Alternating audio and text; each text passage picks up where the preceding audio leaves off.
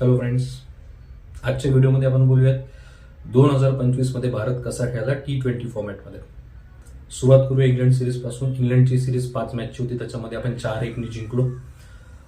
त्या सिरीजमध्ये मला वाटतं अभिषेक शर्मानी दाखवून दिलं की तो IPL सोबतच इंटरनॅशनल क्रिकेटमध्ये सुद्धा भारताचा स्टार प्लेअर होऊ शकतो, आणि त्याने दाखवून दिलं.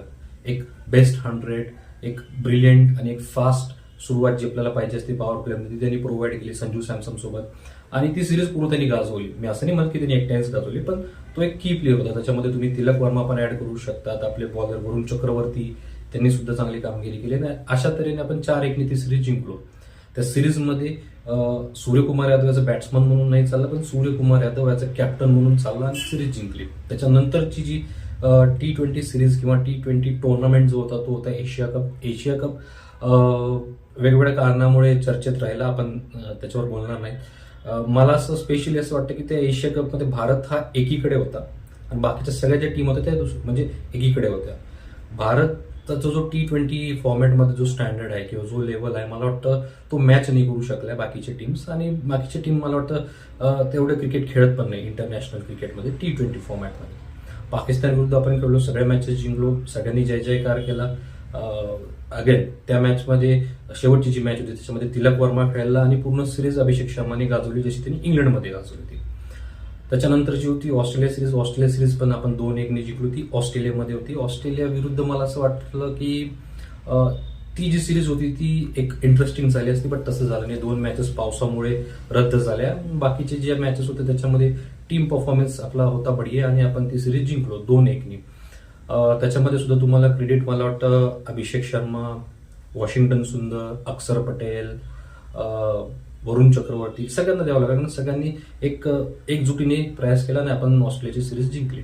ऑस्ट्रेलियानंतर साऊथ आफ्रिकेची सिरीज होती. साऊथ आफ्रिका सिरीज मला वाटतं कम्पॅरेटिव्हली चांगली होती, इंटरेस्टिंग होती असं म्हणू शकतो, कारण साऊथ आफ्रिका टेस्ट जिंकली होती, इंडिया वन डे जिंकली होती आणि T20 बाकी होती.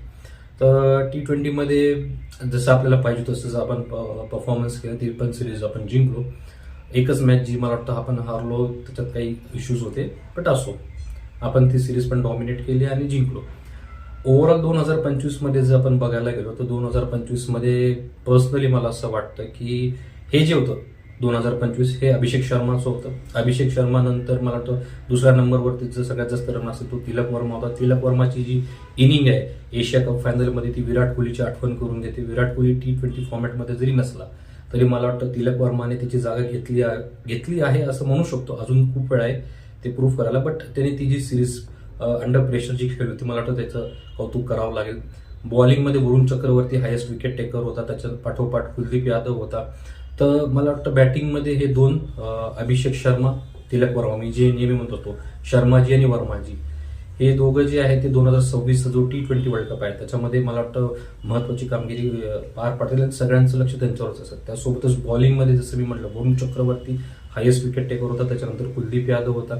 हे 2 जे आहेत ते पण की बॉलर असतील, आणि जसं मी म्हटलं हार्दिक पांड्या, त्याच्यानंतर अक्षर पटेल, वॉशिंग्टन सुंदर, एखादी इम्पॉर्टंट इनिंग जी त्या मॅचमध्ये त्या प्रसंगावरती हवी होती असं त्यांचं जे परफॉर्मन्स आहे ते परफॉर्मन्स, त्यासोबत सूर्यकुमार यादवची कॅप्टन्सी, गौतम गंभीरचं कोच असणं, यांचा जो रोल होता या सगळ्यांमुळे भारताने 2025 मध्ये स्पेशली 2025 मध्ये T20 फॉर्मॅटमध्ये चांगली कामगिरी केली, आणि त्याचं श्रेय मला वाटतं पूर्ण टीमला द्यायला हवं.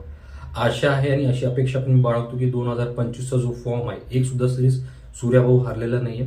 हाच फॉर्म ऍज अ कॅप्टन म्हणून तरी सूर्याभाऊ 2026 मध्ये घेऊन जाईल, आणि 2026 मध्ये जो T20 वर्ल्ड कप आहे तो भारताला तो नक्की जिंकून देईल अशी माझी अपेक्षा आहे. माझीच नाही, सगळ्यांची अपेक्षा आहे, आणि आपण त्यांना त्याबद्दल शुभेच्छा पण देऊयात. भेटूयात पुढच्या व्हिडिओमध्ये. तोपर्यंत आपली काळजी घ्या.